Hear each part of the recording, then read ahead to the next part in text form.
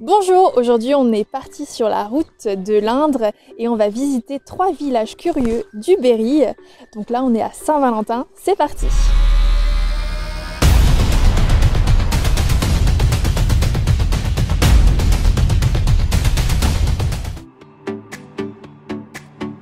Le nom de Saint-Valentin a permis, dans les années 65, d'organiser la fête des amoureux avec le concours des commerçants de Châteauroux d'Issoudun. On a commencé par organiser un jardin des amoureux. Aujourd'hui, le jardin, c'est des arbres, c'est le kiosque, c'est l'arbre aux vœux et c'est des arbres en forme de cœur.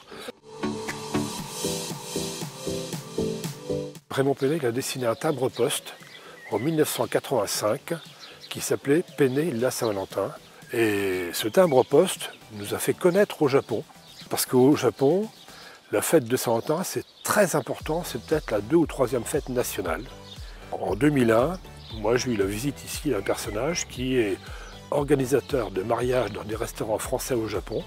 Et on a créé ce restaurant-là, qui a été ouvert en fin 2005, qui est devenu le seul restaurant étoilé Michelin du département d'ailleurs. Et dans la foulée, on a créé, avec lui, il a créé la boulangerie-pâtisserie Salonté, qui dépend également du restaurant.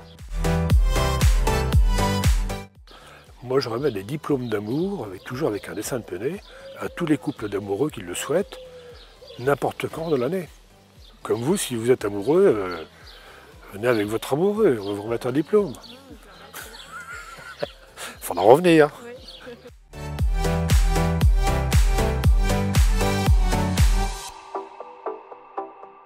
Jacques Tati est venu se réfugier pendant la guerre en 1944 au Marambert, tout de suite à côté, là, dans un hameau de la commune de Vigeon. Et il avait promis aux Sévéroises, au pays de Sainte-Sévère, qu'il reviendrait tourner un film, chose qu'il a fait, voilà, en 1947. Et donc il y avait 3-4 acteurs professionnels au moment, mais autrement, c'était les gens du village qui étaient là et qui devenaient acteurs d'un film.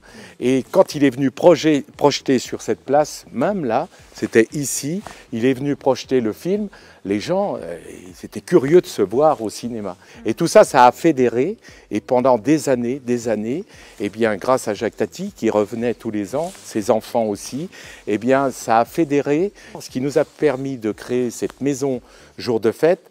Et c'est un parcours au spectacle, vous allez voir tout à l'heure, c'est quand même quelque chose de très attractif, c'est pas un simple musée si j'ose dire. Nous avons fêté les 70 ans du film, pour cela nous avons construit le carrousel qui est juste là, et notre parrain est Pierre Richard, l'acteur bien connu, qui a cette filiation de Jacques Tati et qui est passionné par Jacques Tati et qui a cette même gestuelle et qui est pour nous un parrain très important.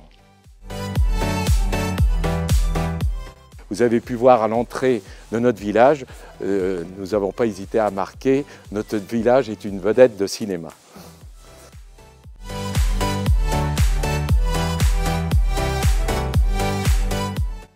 Alors, le village est un village médiéval, classé parmi les plus beaux villages de France, avec Gargilès dans l'Indre. Ici, c'est surtout le patrimoine qui est très ancien, le prieuré, qui a été fondé par les moines bénédictins. Ici, il y a pas mal de bâtiments intéressants, comme la maison de l'Argentier. On a beaucoup d'animations aussi. Une foire au foie gras, qui est tous les ans à Noël. On a la foire au vin, tous les vins de Loire, qui est là aussi tous les ans. On a beaucoup d'activités touristiques. Le patrimoine à regarder est remarquable, les vues sont magnifiques. Moi, je vis là depuis plus de 30 ans. Oui.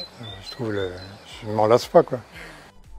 Et voilà, l'épisode sur les villages curieux se termine. On a passé une super journée et nous on se retrouve la semaine prochaine pour un nouvel épisode. À bientôt!